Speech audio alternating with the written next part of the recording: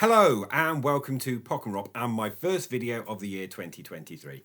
As is traditional, now that I've been doing this for 2 years, I am going to be doing my forward look into the coming year.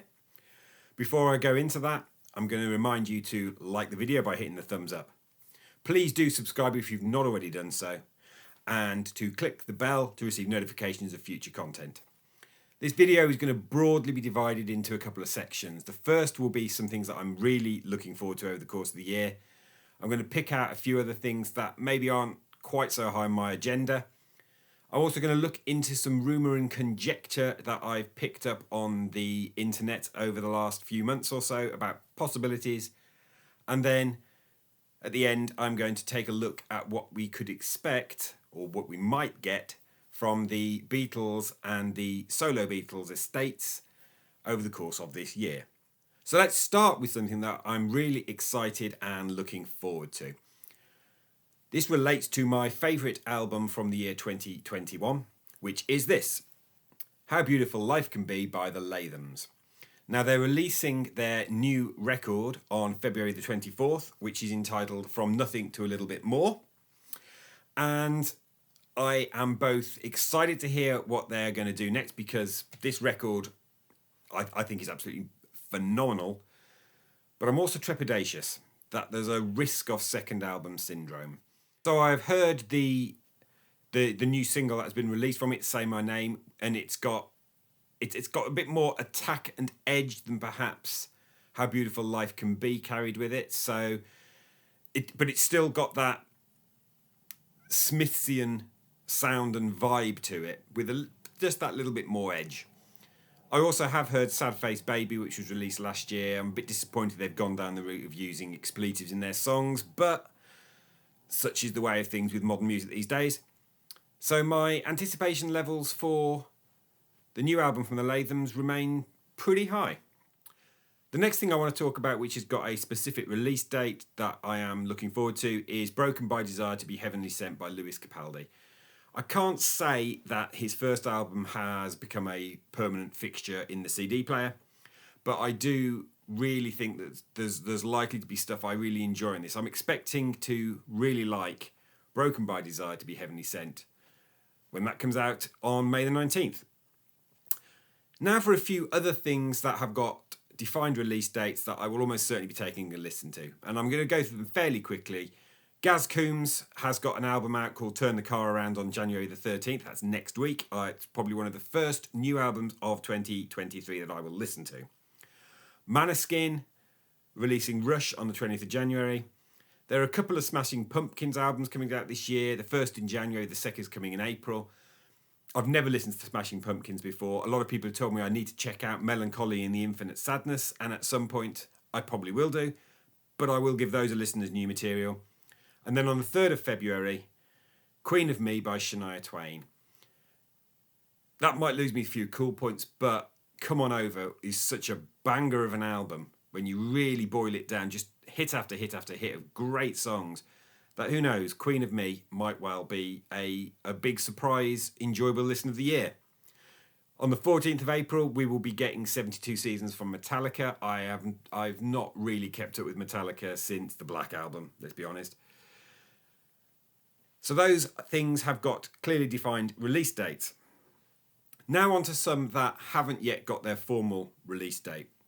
I.O. by Peter Gabriel. Now, I did see something, and I haven't yet got around to watching it, that Panopticon has dropped his new track that's been released. I.O. is a definite listen for me this year. The Feminine Divine by Dexys. I haven't really got on with much from the camp of Dexys. I didn't really like the Dexys do country and Irish soul, the Let the Record Show album. And One Day I'm Gonna Soar didn't really actually soar for me, but who knows?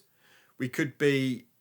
They recently remastered To Rye and a complete almost remix of it, I believe. So it might well be that that's kind of on Kevin Rowland's mind. The Feminine Divine, if it's anything like To Rye, could be a really enjoyable listen. We are expecting a new album from Ed Sheeran, another one from Noel Gallagher's High Flying Birds, and if you watched my review of the year, you'll know that my second favourite album was Liam Gallagher. I'm going to be giving Noel Gallagher another opportunity. One that's really, when I heard about this, I thought, yes, this is a definite one I'm going to listen to, and I really hope it matches its predecessor, and that's the third album coming from Dua Lipa. Future Nostalgia is one of the best albums of 2020. There's also material apparently likely to be coming from U2, Snow Patrol and Blondie. So now into the realm of things that are more along the lines of conjecture and rumour and sigh. And I use that term deliberately because the first on my list is I've heard some loose rumours that for the first time in 5 years we might be getting a new Richard Thompson album. The last album, 13 Rivers, was released in 2018. I actually went and saw Richard Thompson live on tour. I haven't really got on with that album in the same way as I did thoroughly enjoy Still. But that said, there's always still good stuff on a Richard Thompson record. So I'm really hoping that we get another great classic from Mr. Richard Thompson. There are also rumours of 8 songs already completed that could become Iron Maiden's 18th album. Now, Senjutsu was apparently recorded in 2019. Obviously, we then had a pandemic, so they held it over till 2021. They've been working together. Have they been in the studio? Rumour suggests that they have. So we could be getting an 18th Maiden album. One thing that I don't know any concrete details about, but is absolutely certain to happen, is we're going to get some new Taylor's versions of her records. Apparently 1989 is already in the can. We'll get another one, I'm sure. I think there's going to be 2 Taylor's version albums that come out during the course of the year. And lastly, the last records that came out from an artist that took my number 2 slot in 2021 were Heart and Soul by Eric Church, and got a formal release outside of his church choir fan club last year. It's ruinously expensive, and so I have not bought a copy. But this was recorded predominantly in 2020 and released in 2021. The Heart and Soul project, that is. It's been a couple of years. I'm hoping that we might get a new Eric Church album, because this is an artist I've grown to really like, and I will be doing some videos focused on Eric Church during the course of this year. One of those, hopefully, will be an album ranking where I get to review the new album. So that concludes the Rumour and Sigh section for Miscellaneous. Let's talk now about my favourite band and their solo careers. It's the Beatles and solo stuff. It's an important year in Beatle history.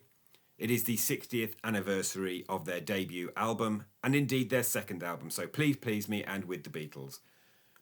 Conjecture suggests that we might get a 1963 box. What has also been mooted as a possibility, because this seems to be how they're now doing this, is a full box set of Rubber Soul Remix, as done by Giles Martin.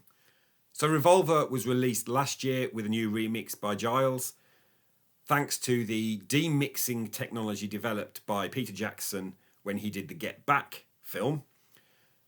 They're going to turn to Rubber Soul at some point. Will it be this year? If it is, expect it around about October. But there is that possibility of a 1963 box first. Who knows? Moving on to the solo careers of the Beatles. And let's start with George. We already know that there's going to be a concert for George re-release that was announced on Super Deluxe Edition. In all honesty, I'm not that bothered. I'm not that interested in that. It's also the 50th anniversary of Living in the Material World. And they did that immense behemoth of a box set of All Things Must Pass. I think we will get a 50th anniversary Living in the Material World release. Also celebrating its 50th anniversary in October is Ringo by Ringo Starr. Probably the only genuinely essential Ringo album. This is an important album in Beatle history. It is the closest we ever got to an actual full Beatles reunion. So John's on it and writes I'm the Greatest. Paul and Linda and Wings are on it with 6 o'clock. And of course George appears on it and co-writes tracks. It's a really fine album. 50th anniversary of Ringo, highly likely. Moving on to John Lennon, it is the 50th anniversary of Mind Games. This is an album I used to meh about, but I've grown to really quite enjoy and like over the last 5 years or so. Would I buy a 50th anniversary Ultimate Mixes edition? Probably not. I'm not that much of a John fan. But Mind Games, if it's at the right price, might just tempt me. So let's move on to my favourite Beatle, which is Paul. And first off, a plea come begging request. Please give us some more archive, Paul. These releases have been fantastic by and large. And London Town and Back to the Egg have surely got to come out. We haven't had an archive since summer 2020. It's been now 2.5 years, the longest gap in the archive series for a while. And we're now getting to the point where a certain album is also going to be celebrating its 50th anniversary, and we'll come to that in a minute. So please, Paul, please give us some fresh archives. If you don't want to do London Town and Back to the Egg yet, then please give us Press to Play. There's quite a groundswell of McCartney fan opinion that would love to see a Press to Play archive. Or Off the Ground. Off the Ground is ripe for an improved mix, as is some of the later stuff. I would like a remixed Driving Rain. Don't think we'll ever get it. And a very remixed Memory Almost Full. I don't think we're going to get that either. But please, head back into the archive series. If nothing else, London Town and Back to the Egg. Please. 50th anniversaries. Red Rose Speedway turns 50 in the early part of this year. You can be almost certain that there's going to be a half-speed master of it. Likewise, I think you can be almost certain there will be a half-speed master of Band on the Run, which also turns 50 at the tail end of the year. I have seen a very good video by Andrew Dixon where he talks about some of the risks that would be associated with a full-on 50th anniversary edition of Band on the Run, given that it has been through multiple mixes and box sets and kicked off the archive series, that if they were to do a full-on here are all of the demos that the Wings Mark II actually recorded, have these alongside another copy of the album in another state and all of that, that it could really pee off a lot of his fans. At the least, I think we'll get a half-speed master. It has been half-speed mastered before. And then finally, whispers that Paul has been back in the studio and has been recording fresh material. We may get a brand new Paul McCartney album released in 2023. I hope we do. New McCartney music is always an exciting thing and something to be celebrated. I just hope it's not a covers album like Kisses on the Bottom. I think we need to hear some more of the greatest songwriting genius of the last 60, 65 years. Remember, he wrote his first stuff in 1957. New McCartney album, potentially in 2023. So that concludes my forward look into 2023. Some stuff that's concrete and a lot of stuff that's pie in the sky. Why not join me during the course of the year to see what predictions may well have come true and what is just total and utter garbage. I've got several things lined up over the course of the year. I'm going to be continuing my series ranking each track of every solo Paul McCartney album. That means the next one is going to be Off the Ground. That will probably be out next week. I'm also going to be doing more tracks of my years and album ranking videos. And I'd like to branch out over the course of the year with some actual video reviews of individual albums as they're released. Thank you very much for watching. I'll remind you to like, subscribe and hit the bell to receive notifications, and I'll see you in a week.